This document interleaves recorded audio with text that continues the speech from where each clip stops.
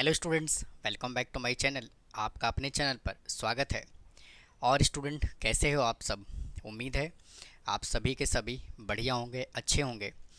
तो स्टूडेंट, आज हम एक नए टॉपिक की शुरुआत करने जा रहे हैं। आज एक नया टॉपिक स्टार्ट करने जा रहे हैं और आज हम बात करने वाले हैं डिटर्मिनेंट की।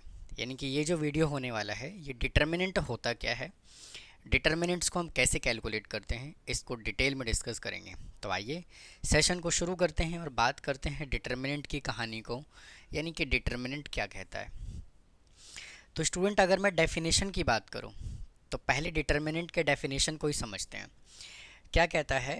To every square matrices A is equal to I J of order N, A I J belongs to real number. मतलब कहने का ये है कि जो डिटर्मिनेंट होगा, डिटर्मिनेंट हम कैलकुलेट करेंगे, वो हमेशा एक स्क्वायर मैट्रिक्स का डिटर्मिनेंट कैलकुलेट करेंगे। स्क्वायर मैट्रिक्स का मतलब क्या होता है कि अगर number of row, number of column अगर इक्वल है तभी हम उसका डिटर्मिनेंट कैलकुलेट कर सकते हैं। और उनके एलिमेंट जो होंगे वो क्या होगा? एक रियल नंबर होगा, क्योंकि ए आई जे जो है वो किसको रिप्रेजेंट कर रहा होता है? एलिमेंट को रिप्रेजेंट कर रहा होता है। कहता है we can associate a unique real number is called determinant of matrix A। देखिए, अब इसका मतलब है क्या? जैसे कि मान लीजिए कि एक A मैट्रिक्स में यहाँ से कंसिडर कर लेता हूँ 2, 3, 4 और 5। भाई ये क्या है? मैट्रिक्स है। लेकिन मुझे इसको जो है ना वो डिटर्मिनेंट के फॉर्मेट में लिखना है। तो मैं क्या कहूँगा? मैं लिखूँगा A और यहाँ पे ये मॉडुलस का साइन बनाऊंगा और मैं लिखूँगा 2, 3, 4 और 5। तो ये जो फॉर्मेट है वो किसका है? डिटर्मिनेंट का फॉर्मेट है। तो मैं यहाँ से क्या कह सकता हूँ कि determinant is denoted by determinant A. कैसे डिनोट किया जाता है डिटर्मिनेंट को? या तो आप इसको ऐसे लिख दीजिए डिटर्मिनेंट ए, या फिर आप डिटर्मिनेंट ए इस तरह से भी लिख सकते हैं, और या तो फिर आप डिटर्मिनेंट को इस डेल्टा से भी रिप्रेजेंट कर सकते हो।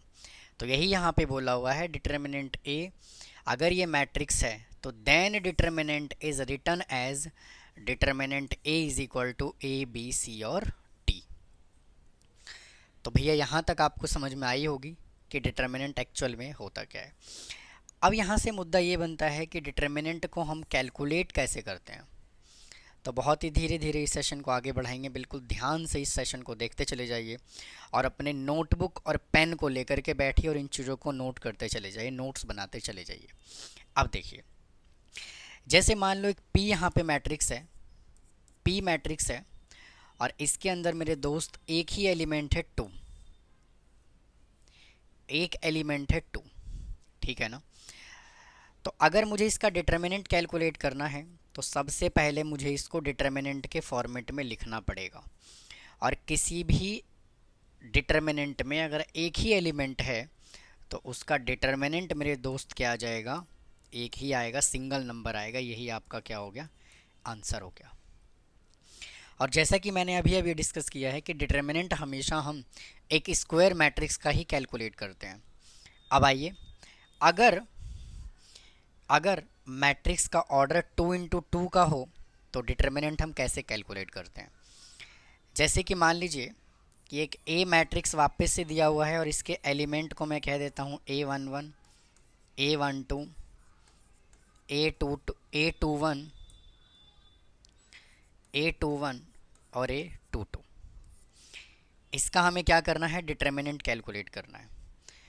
मान लेते हैं कि ये मैट्रिक्स का फॉर्मेट दिया हुआ है, तो सबसे पहले इसको हम क्या करेंगे? इसको डिटर्मिनेंट के फॉर्मेट में लिखेंगे। मतलब कि A determinant is equal to A11, A12, A21 और A22।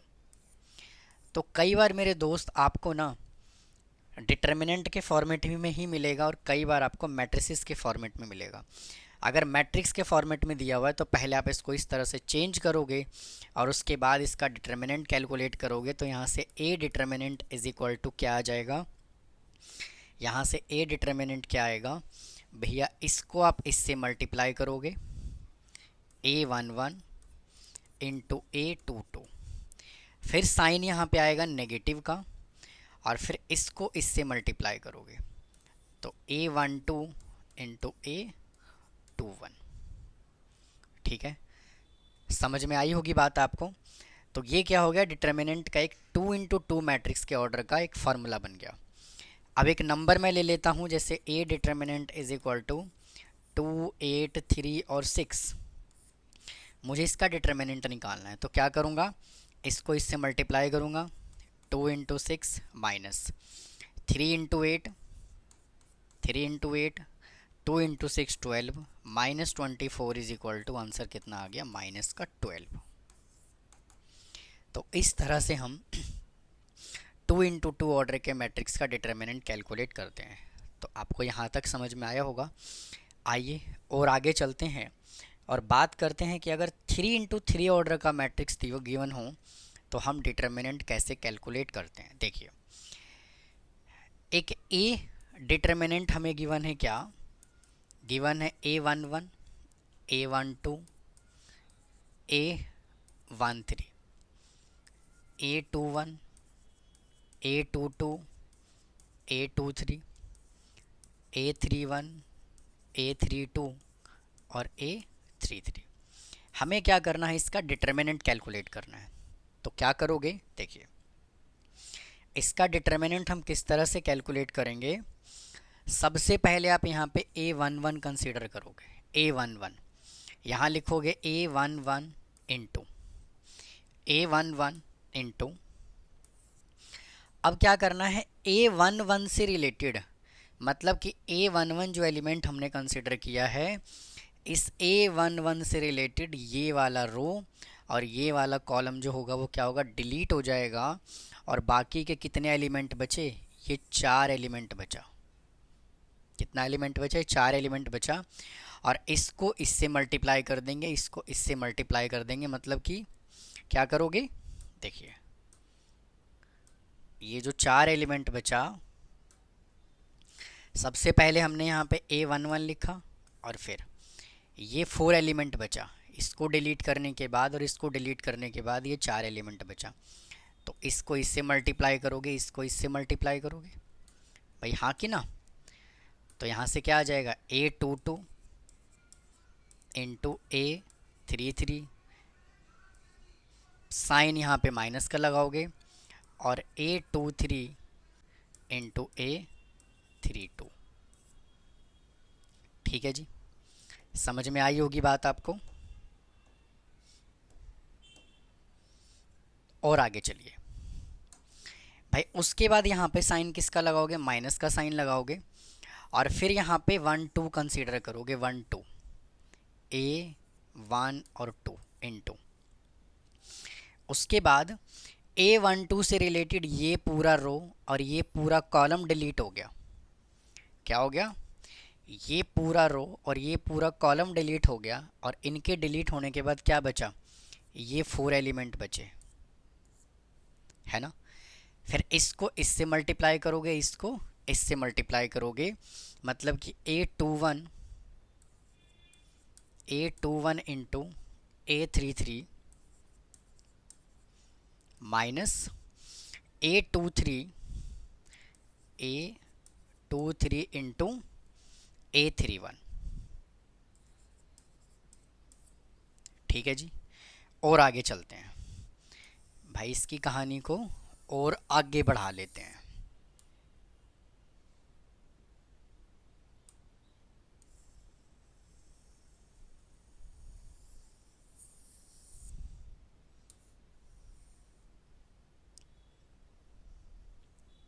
ठीक है, उसके बाद आप यहाँ पे क्या लिखोगे, A13, फिर यहाँ पे साइन पॉजिटिव लगाओगे, और यहाँ पे आएगा A13 इंटू, अब देखिए A13 से रिलेटेड ये पूरा रो और ये पूरा कॉलम डिलीट हो गया, आपके पास ये 4 एलिमेंट बचा, इनको कर दीजिए cross multiply, A21 into A32, A21 into A 32 minus, और A22 into A31, A22 into A31। तो ये देखिए हमने यहाँ पे इसका डिटर्मिनेंट का फार्मूला बना लिया। तो जब आपको 3 इंटू 3 ऑर्डर का डिटर्मिनेंट कैलकुलेट करना होगा तो आप इस फार्मूले से कैलकुलेट करोगे। अब किसी के माइंड में चल रहा होगा कि यहाँ पे साइन नेगेटिव का क्यों आया, यहाँ पे साइन पॉजिटिव का क्यों आया। आइए बात करते हैं।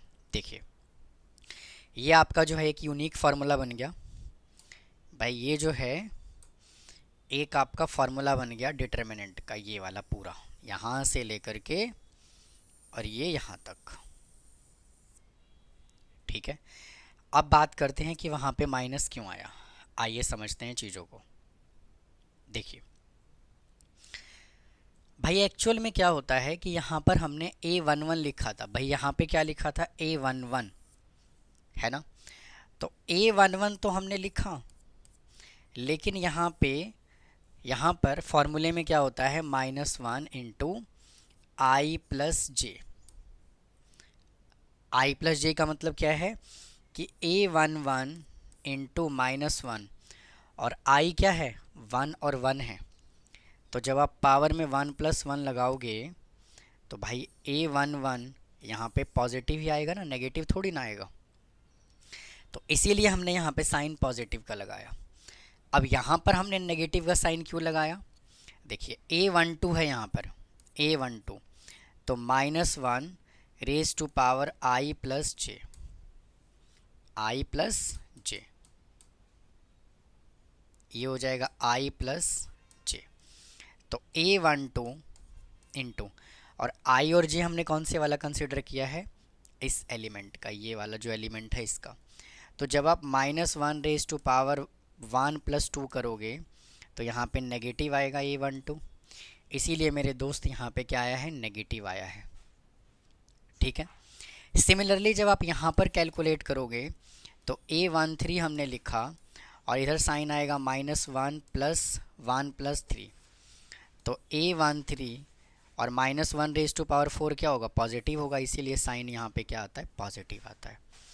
तो ये लॉजिक है इसका, यहाँ पर पॉजिटिव क्यों आया, यहाँ नेगेटिव क्यों आया और यहाँ पर पॉजिटिव क्यों आया।